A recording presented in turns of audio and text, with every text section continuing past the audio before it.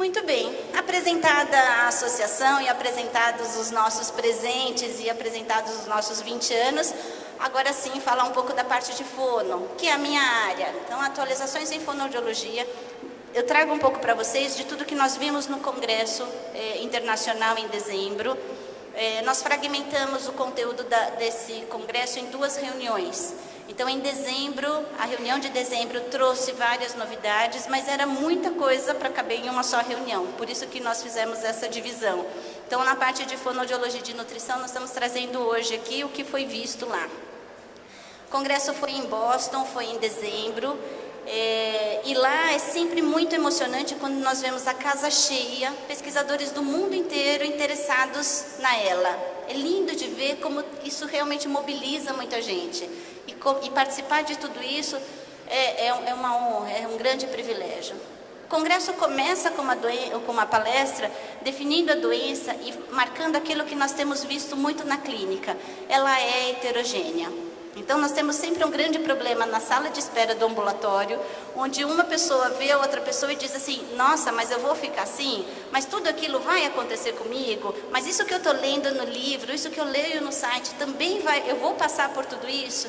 E aí, nessa palestra, ele diz, não necessariamente. A doença é muito mais heterogênea do que a gente pode imaginar. E isso é um cuidado extremo que nós temos que ter, principalmente em relação à parte de pesquisa, que é quando eu preciso definir melhor os grupos em que eu atuo. Então, já definindo o primeiro grupo, começou pela parte bulbar ou começou pela parte apendicular? Qual foi o início dessa doença? Por onde que essa fraqueza começou? Ela tem ou não tem comprometimento cognitivo? Minha memória, atenção, concentração, como é que estão essas funções? Porque a gente fala tanto de neurônio motor, a gente fala tanto de músculo e a gente esquece uma outra vertente que também pode fazer parte da doença. Como tem sido esse curso? Tem sido um curso lento, protetivo ou tem sido um curso agressivo? Quer dizer, isso vai definindo subgrupos, que é importante entender. A gente precisa entender onde é que a gente se enquadra para saber se aquela terapêutica se aplica ou não para o nosso caso. Falou-se também sobre a importância da comunicação, mas da comunicação da equipe em relação à família. Eles disseram nessa apresentação coisas que também nós temos visto. Muitas vezes a gente sai de uma consulta com 1 milhão de perguntas, com 1 milhão de dúvidas. Às vezes porque a gente não pergunta, às vezes porque o médico não conta. Então, assim, na verdade, a ideia é facilitar essa troca, facilitar essa comunicação tem sido um diferencial. Então, não fique com dúvida. E aí, o cuidado é para a gente ter uma informação técnica, porque senão vira uma troca de remédio.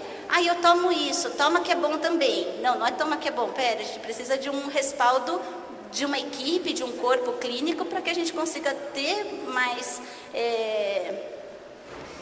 mais força e mais propriedade nessa terapêutica que a gente está adotando. Então, assim, eu vejo algumas famílias dizendo, eu não vou contar o diagnóstico. Mas o que se tem visto pelas pesquisas e pelo que se mostra é que não saber o diagnóstico não é a melhor alternativa. Porque a gente perde aderência, a gente desanima, eu faço e não estou melhorando, então eu vou abandonar isso que eu estou desfazendo. Então, saber com quem a gente está brigando é uma coisa boa, porque aí, se eu sei com quem eu estou brigando, eu consigo usar as armas certas. Essa é a proposta, para que a gente consiga ter essa comunicação mais integrada entre quem está de um lado da mesa e quem está do outro lado da mesa. Falou-se sobre tecnologia. Na verdade, lá fora, um dos estudos era justamente sobre... Não era uma teleconferência, era um teleatendimento, em que se fazia um atendimento via Skype da pessoa que estava em casa. Então, se listou uma série de vantagens em relação a isso. A dificuldade de mobilização, a dificuldade de sair de casa e uma série de coisas. Tem os seus prós e tem os seus contras. Existe uma aplicabilidade disso que não necessariamente se enquadra aqui no Brasil, né? Então, por exemplo, existem alguns conselhos regionais que não permitem atendimento à distância dessa forma, mas isso é uma realidade nossa. Não são todas as pessoas que têm um equipamento que permita fazer essa tecnologia, essa interface. Então, também é uma dificuldade nossa, mas ainda não é uma realidade. Se isso é bom ou ruim, a gente não sabe. Tem os seus prós e tem os seus contras também. Isso foi feito uma apresentação como uma possibilidade, mas que por hora não se aplica para o que nós temos aqui numa realidade de Brasil. Em relação à parte respiratória, sabe-se que hoje, qual é a medida que nós temos adotado? Fazer a indicação de uma ventilação não invasiva, que é o BiPAP, ele é muito pautado na questão da CVF. Não é? Assim, quem foi lá e ficou assoprando aquele bocal e fez o teste para saber a capacidade vital forçada, esse era um parâmetro que indicava, quando estiver em torno de 50%, eu faço a indicação da VNI, ok? Eu tenho uma outra indicação ainda, a minha força muscular da musculatura inspiratória, a minha PI max. Se ela tiver um valor menor que 60 centímetros de água, isso também me parece uma indicação. Nessa pesquisa ele comparou as duas medidas, então ele avaliava a CVF, ele avaliava a PI max e aí ele dizia, então, qual é mais sensível para que a gente consiga fazer isso. A PI max pareceu ser um instrumento mais sensível, então é uma dica para os fisioterapeutas respiratórios que na sua rotina clínica possam usar as duas medidas, não só a CVF.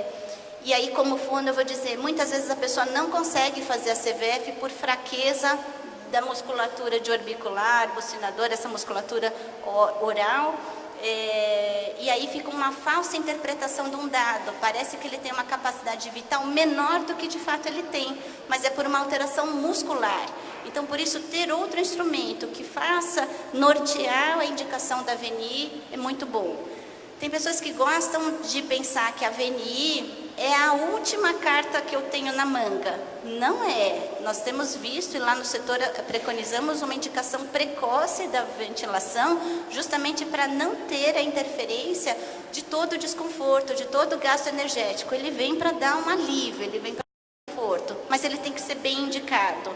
Então, aqui nessa pesquisa ele mostra uma indicação e ele chama atenção para um grupo específico, dizendo: mulheres que tiveram início bulbar, pessoas mais velhas e pessoas que têm uma progressão um pouco mais avançada da doença, cuidado, aqui nem sempre essas medidas são tão fiéis assim. Então eu preciso ter um olhar atento, principalmente nesse grupo, porque parece que esse grupo se comporta de uma forma diferenciada.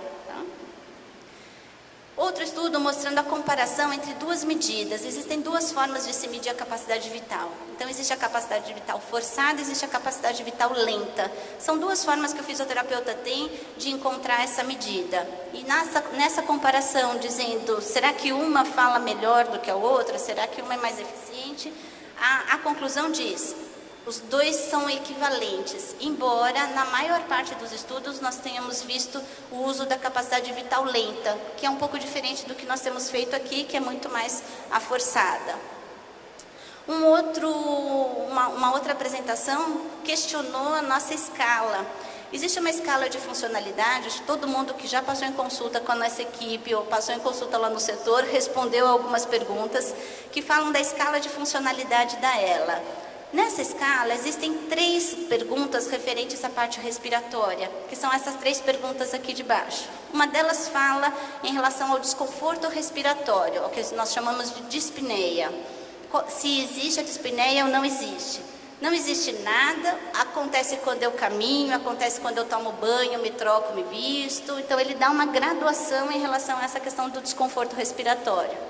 A segunda pergunta fala em relação à ortopneia, que é aquela sensação de desconforto respiratório quando eu estou deitada, numa posição de 180 graus, sem elevação de travesseiro. E uma outra parte que fala da insuficiência respiratória. E nesse ponto, nós temos também alguns questionamentos a fazer. Ele dá uma graduação. 4, nenhuma insuficiência respiratória. 3, ele fala do uso intermitente da ventilação, então de vez em quando eu uso.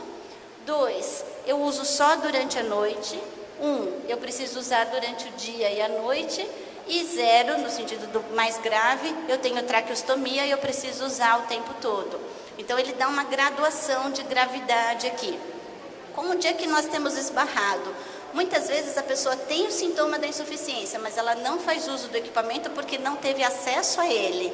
Então, quando nós preenchemos essa escala, nós ficamos com uma informação falsa, porque não é que ele não tem porque ele não tem 4 porque ele não precisa, ele tem 4 porque ele não conseguiu acesso ao equipamento.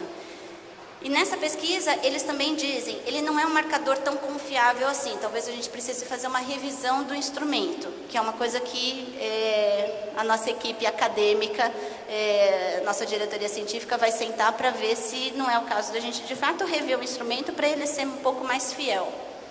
Existe um aparelho chamado Coffee Assist, eu acho que muitos de vocês conhecem, que é um auxiliador de tosse. Ele ajuda na remoção das secreções. Alguns convênios hoje têm liberado o Coffee Assist, algumas pessoas têm alugado, a gente não tem isso ainda como uma medida pública que o governo consiga fornecer para a gente. Mas o que existiu nessa pesquisa foi mostrando o seguinte, se eu tenho um tempo inspiratório de 5 segundos, então esse é um aparelho que ele vai empurrar ar dentro da gente e ele vai sugar esse ar de dentro da gente. E por essa diferença de pressão é que eu consigo ter a eliminação da secreção que está dentro da minha árvore brônquica. Ok, então se nós formos pensar, a proposta deles é uma terapêutica, então, de 5 segundos de ar entrando, numa pressão de 40 centímetros de água ou mais, para que esse ar consiga invadir o espaço de todos os alvéolos que eu tenho lá dentro. E aí, com isso, eles foram vendo que melhorou o pico de fluxo de tosse em até mais de 30%, o que é bastante. Se a gente for pensar que a tosse é um mecanismo de proteção da via aérea, é importantíssimo que eu consiga fazer uma estratégia que melhore essa minha capacidade de tosse. Isso vai dar um alívio imenso. Então, aqui ele traz essa pesquisa dizendo, então, como uma proposta terapêutica que vale a pena ser adotada, tanto na parte de fono, quanto na parte de físio, como nos cuidados diários que eu preciso ter com aquela secreção. O que ele viu? 2 recursos que aumentam a força da tosse, o Coffee Assist e o recrutamento alveolar. Então, se terapeuticamente a nossa equipe conseguir trabalhar em cima dessas 2 vertentes, eu consigo melhorar em até 1/3 essa força de tosse. Isso é vital, porque se eu for pensar, a perda da tosse, ela também é um indicativo de menor sobrevida. Então, se do ponto de vista clínico eu consigo mudar e melhorar isso, puxa, a minha contribuição já está sendo realmente muito grande aqui. Esse é o Coffee Assist, esse é o aparelho, na verdade essa é a versão mais moderna que nós temos dele, então ele tem uma traqueia, uma máscara, que apoiado coloca o ar e tira esse ar de dentro do pulmão do paciente.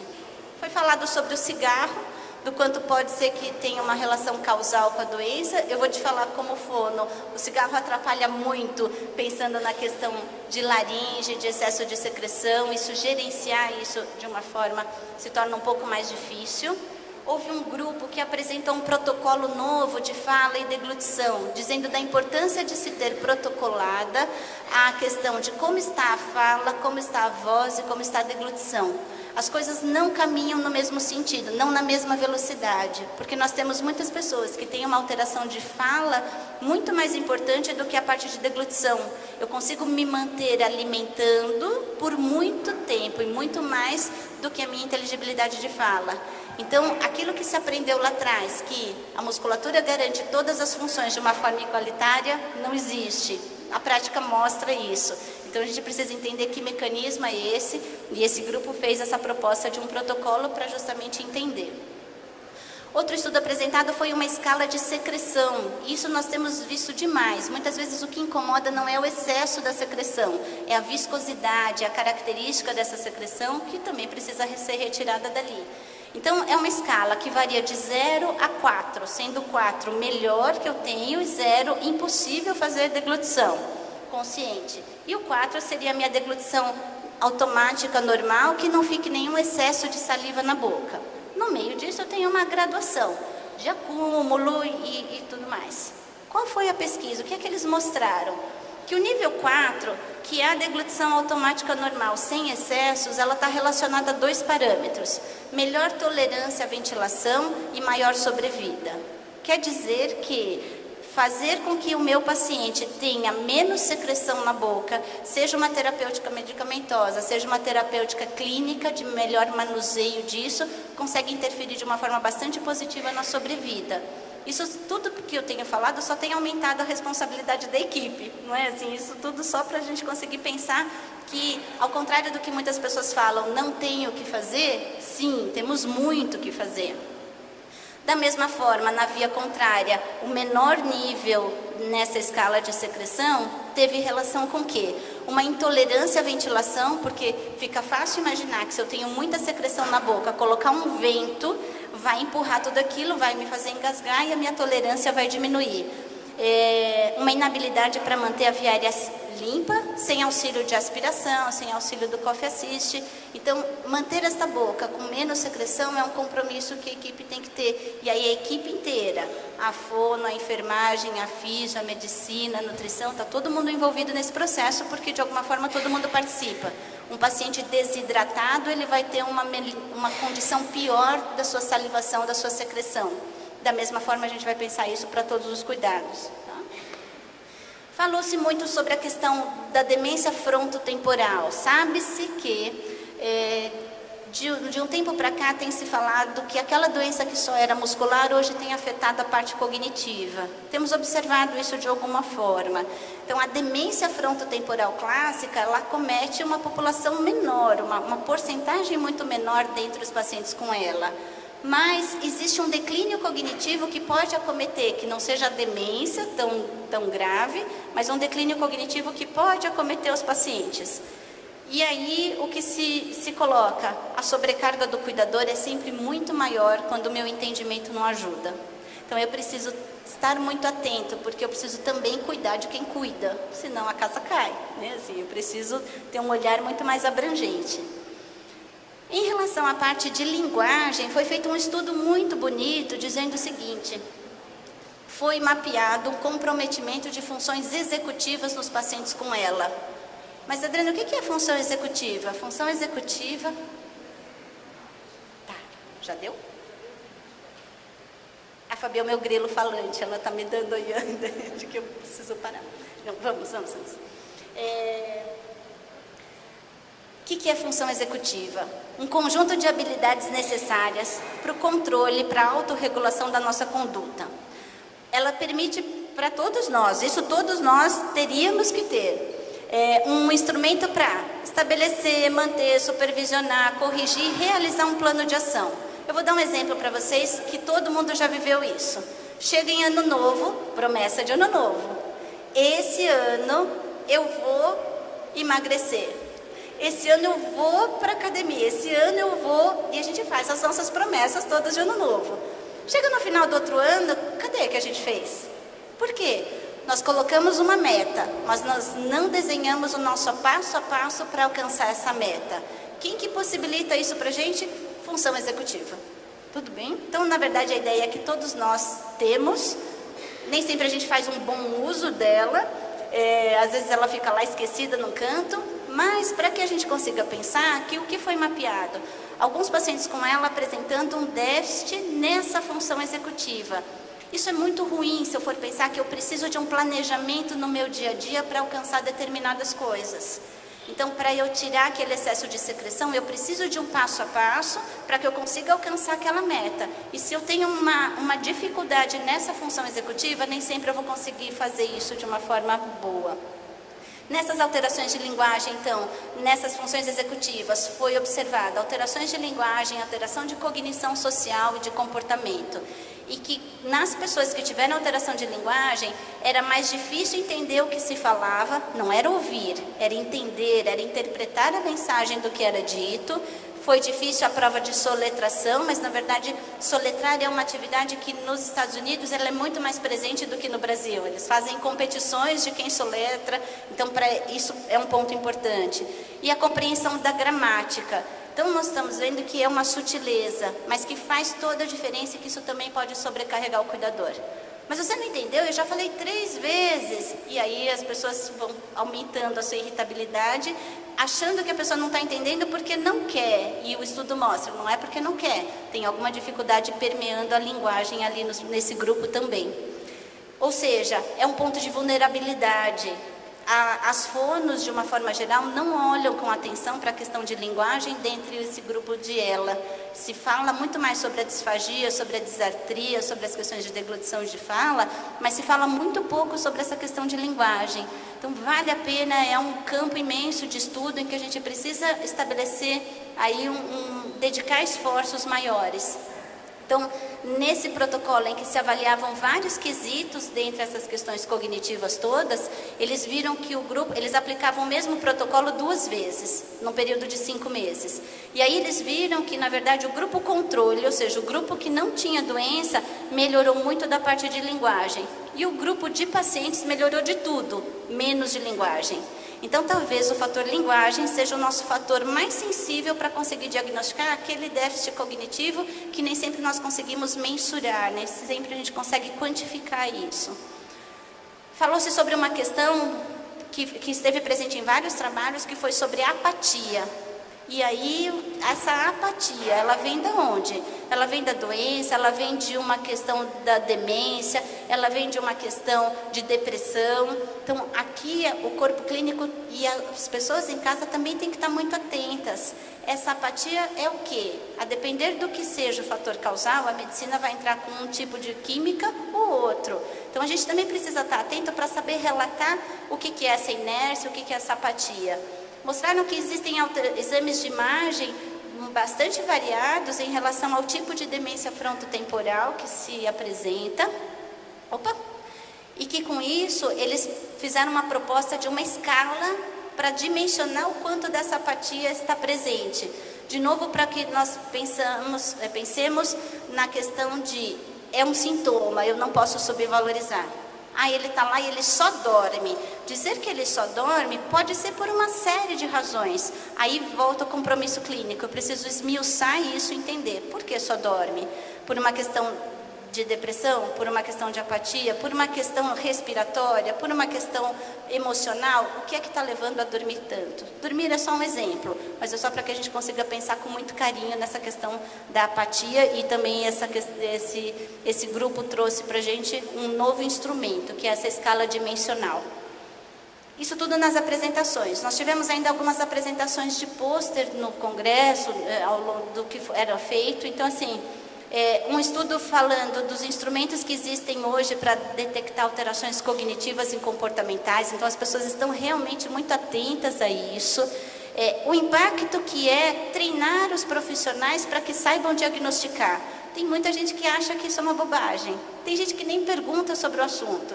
Tem gente que, quando a pessoa relata e diz assim, ai, doutor, eu estou me esquecendo das coisas. A pessoa diz, normal, eu também estou. Na verdade, sim, ok, estamos, quando cansados, esquecemos sim algumas coisas, mas sendo um fator de risco, pertencendo a um grupo que tem uma doença do neurônio motor, eu tenho que levantar, acender todas as minhas antenas, porque isso pode ser um sintoma. E ter uma alteração de memória pode impactar diretamente na minha parte clínica. Então, as pessoas estão sim preocupadas com isso. De novo, um estudo falando sobre apatia, trazendo como origem tanto a demência como também as desordens emocionais, o que é fácil de entender. Um outro trabalho que diz, ele trouxe alguns parâmetros fonoaudiológicos. Então, ele trouxe movimento alternado, frequência respiratória, tempo máximo de fonação. Tempo máximo de fonação, algumas pessoas já devem ter feito isso na fono, onde ela pede para você inspirar profundamente e soltar uma vogal bem comprida. E o mais longo que você puder. Isso é uma medida que nós chamamos de tempo máximo de fonação. Lá eles usaram como medida para deglutição quanto tempo a pessoa leva para beber 90 ml de água. Isso foi e quantas palavras ele fala por minuto. Todos esses parâmetros sempre muito relacionados à respiração. Quer dizer que se eu melhoro a respiração, eu também melhoro de todos esses parâmetros.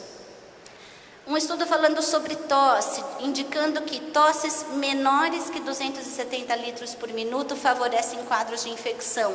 Volta, e isso combina com aquela primeira apresentação que eu mostrei para vocês, dizendo, eu tenho recurso para melhorar a tosse. Puxa, se eu tenho recurso para melhorar a tosse, quer dizer que eu consigo minimizar quadros de infecção pulmonar. Orientador ao cuidador frente à VNI, quando um cuidador sabe porque eu uso ventilação não invasiva, ele apoia e ele tem muito mais aderência, o paciente consegue mais.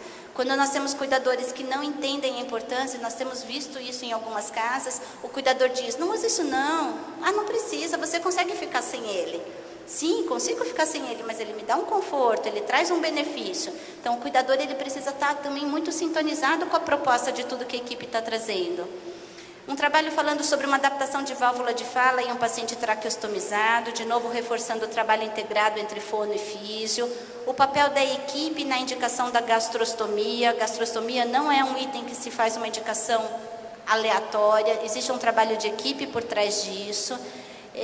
Um trabalho falando sobre a interface entre disfagia e cuidado nutricional, dizendo o suporte nutricional ele tem que acontecer no paciente, seja ele um paciente disfágico ou não. São propostas muito diferentes. A nutricionista vai saber indicar o que tem de melhor para esse paciente, tanto faz o nível da disfagia, tanto faz se ele tem ou não disfagia. Outros fatores envolvidos em sobrevida, disfagia, capacidade vital, concentração de gás carbônico e o tempo referido de doença entre o início dos sintomas e a colocação da gastrostomia. Isso tem tido um impacto importante em sobrevida. Então, nós temos também adotado a ideia de que a nossa indicação sobre gastro, ela tem sido precoce sim, né? E as pessoas até se assustam, mas agora? Mas por que você quer que eu coloque isso? Porque a gente tem entendido que isso tem trazido mais benefício do que esperar e deixar isso acontecer lá na frente. A melhora da comunicação do paciente reduz a sobrecarga do cuidador. Sim, fonos, precisamos sim dar para o paciente formas de se comunicar. Se não for com a fala, vai ser de uma outra maneira, mas eu preciso disso até para não impactar de um jeito negativo no meu cuidador. E uma estratégia que talvez, quando a minha fala começa a ficar muito enrolada, um grupo propõe, talvez se você reduzir a velocidade de fala, você possa ser melhor entendido. Se eu tento falar rápido e minha fala embola mais, aí que as pessoas não vão entender. Então aqui talvez seja um outro movimento de desacelerar o que eu falo, falar mais devagar, talvez as pessoas me entendam um pouco melhor, aumente essa nossa inteligibilidade. Estudos dizendo sobre perda de paladar e a importância de estimular isso. Recursos para melhorar a comunicação. Então, alguns trabalhos que falaram sobre sistemas de piscar, sistemas de prancha, sistemas de amplificação de voz, alguns estudos que trouxeram de novo a importância de melhorar a comunicação. A nossa representatividade no trabalho tem aumentado a cada ano, foi muito bom ver isso, que esse nosso grupo levou 8 trabalhos para lá, dos 14 brasileiros que foram apresentados. Isso é muito bom, então assim, só que isso faz aumentar a carga. E para o próximo? E todo mundo já fica pensando em para o próximo. Então a gente deixa o convite, geralmente o deadline para se mandar o resumo para o congresso costuma ser em maio, então quem tiver interesse de se mandar um trabalho, quiser conversar com a gente, vamos lá, estaremos lá de qualquer maneira, e estando lá, levando todo o nosso trabalho. Mais uma vez fica aqui a nossa homenagem a essa pessoa, que tem uma frase que diz que pessoas mais caladas têm mentes muito barulhentas. Então, nosso agradecimento a esta mente barulhenta que desafiou a ciência em todos os sentidos. É o que nós fazemos. A gente sempre diz que eu adoro os pacientes que não leem livro antes de ficar doente. Dona Natalina foi uma dessas, que não leu o livro antes de qualquer diagnóstico. Puxa, que bom, ainda bem, assim é melhor, assim é um desafio à ciência e é disso que a gente gosta mesmo. Muito obrigada, gente.